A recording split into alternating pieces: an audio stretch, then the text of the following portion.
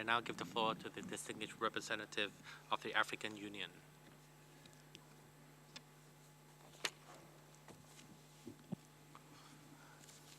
Excellences, Monsieur le Co-président, Excellences, Mesdames et Messieurs, la Commission de l'Union africaine se sent honorée d'avoir été conviée à participer à la deuxième session du comité préparatoire de la conférence mondiale sur la prévention des risques de catastrophes et nous nous associons dans ce cadre à la déclaration faite par la Namibie au nom du groupe africain. Nous saluons également tous les efforts qui ont été accomplis à tous les niveaux jusqu'à présent dans le cadre de la préparation de la conférence de Sendai. L'Afrique est un continent confronté à une grande variété de catastrophes ainsi qu'aux risques et désastres rattachés, ce qui porte atteinte à son développement. La Commission de l'Union africaine rejoint les efforts des États membres africains pour faire de l'Afrique un continent plus résilient aux désastres. La Commission de l'Union africaine appelle à ce que la contribution de l'Afrique soit entièrement reflétée dans le cadre global de réduction des risques de catastrophes pour l'après 2015. En particulier, nous nous attendons à ce que ce cadre accorde une attention particulière à la nécessité de soutien à travers les canaux bilatéraux et multilatéraux de renforcement des capacités, d'assistance technique et financière et de transfert des technologies vers l'Afrique et les autres régions vulnérables. À l'occasion de la 5e plateforme régionale africaine et la réunion de haut niveau sur la prévention des catastrophes tenue du 13 au 16 mai 2014 à Abuja au Nigeria, les États africains et autres parties prenantes ont adopté une contribution africaine concrète, orientée vers le futur et basée sur l'action.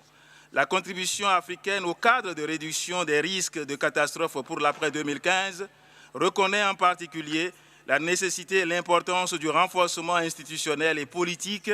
de l'intégration des questions liées à la RSC et au changement climatique, ainsi que de l'augmentation des investissements dans la RRC comme étant les piliers fondamentaux. Nous rappelons également les déclarations faites par les États africains lors de la première réunion de comité préparatoire dans lesquelles ils ont souligné l'importance d'accroître les investissements dans la RSC, y compris dans les domaines de la prévention, de préparation, le tout dans le but d'augmenter la résilience. Les pays africains ont aussi souligné l'importance de renforcer les systèmes d'alerte et de réponse précoce sur la base de l'expérience acquise et peut-être transmise et souhaitent la prise en compte des risques émergents et des désastres nouveaux, comme par exemple la crise d'Ebola.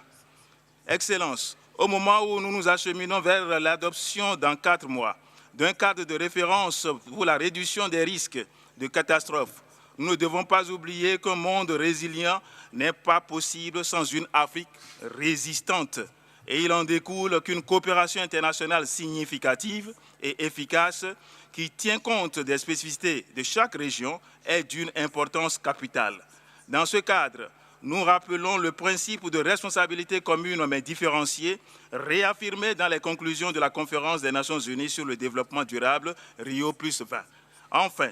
nous saisissons donc cette occasion pour renouveler notre appel à tous les partenaires et à tous les amis du continent africain, à tous les amis de l'Afrique, à soutenir ce continent qui est le plus vulnérable au changement climatique et à d'autres catastrophes, qu'elles soient naturelles ou anthropiques, dans ses efforts de réduire les risques et renforcer sa résilience pour assurer ainsi son développement durable. Je vous remercie de votre bien aimable attention.